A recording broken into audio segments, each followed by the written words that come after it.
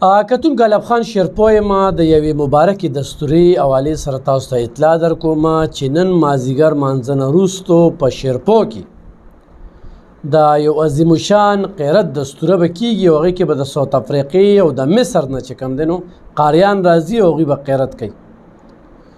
نو د دې قیرت نه استفاده ترلاسه کې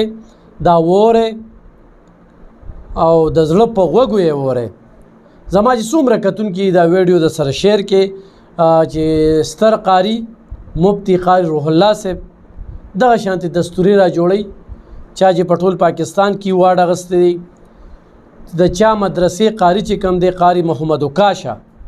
چې په دوبۍ کې په سعودي عرب کې خو مې واډ اخیستی دی او پاکستان کې چې کوم دی نو هم په 1 نمبر راغلی او هم په دغه کې وي. نو په دې کې محمد کامل صاحب چې د مصر نه او احمد عبدالله خلیل صاحب د مصر نه دغه شانتې ساوت افریقې نه واجد علي مصباح صاحب عطاءالرحمن اترابي او دغه شانتې قاری احمد اوکاشا محمد قاسم صاحب دې کې به مولانا محمد ادریس صاحب مولانا مفتی عبدالله شاه صاحب مفتی گوهر شاه صاحب مولانا حزب الله جان صاحب هغوی ګډون کوي مولانا مفتی قاری روح الله صاحب و جمله اراکین مدرسه هذا هغوی باقاعده چې کوم دی تاسو ته د اطلاع درکوي زمونږ پرد جوړیږي زمونږ د کلي مدرسه ده الحمدلله ارزل پکې ګډون کوو او خو نن څه د مصروفیاتو په وجه باندې ګډون مونږ ونه کړه یو راضینامه ده هم ډېره بختوره دستوره ده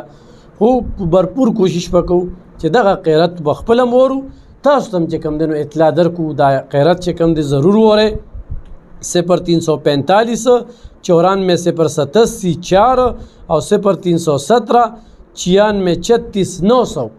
خو د کومو خلکو نه ځای غلطیږي نو په دې نمبرو باندې رابطه کولی شئ. 22 ستمبر بروز جمعرات مدرسه علوم القرآن والسنه مدرسه علوم القرآن والسنه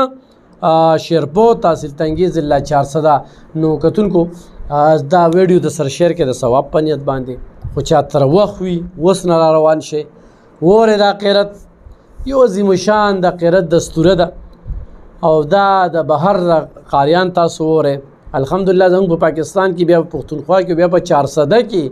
او بیا په دغه مدرسه کې علوم القرآن کې داسې قاریان دي چې هغوی د ټول پاکستان نوم روښانه کړی دی په دنیا کې چې کوم دی نو هغوی واډونه اخیستی دي چې د هغې یو ژوندی مثال چې کوم دی مفتی قاری روح الله صاحب دی بیا قاری محمد اوکاشا صاحب دی خو دې کې به د ساوت افریقې او د مصر قاریان ګډون کوي دغه څو خبرې مې شریکول او ډېر ضروري مې ګڼل چې خپل کتونکي خبر کوم دا سره شیر کې مننه.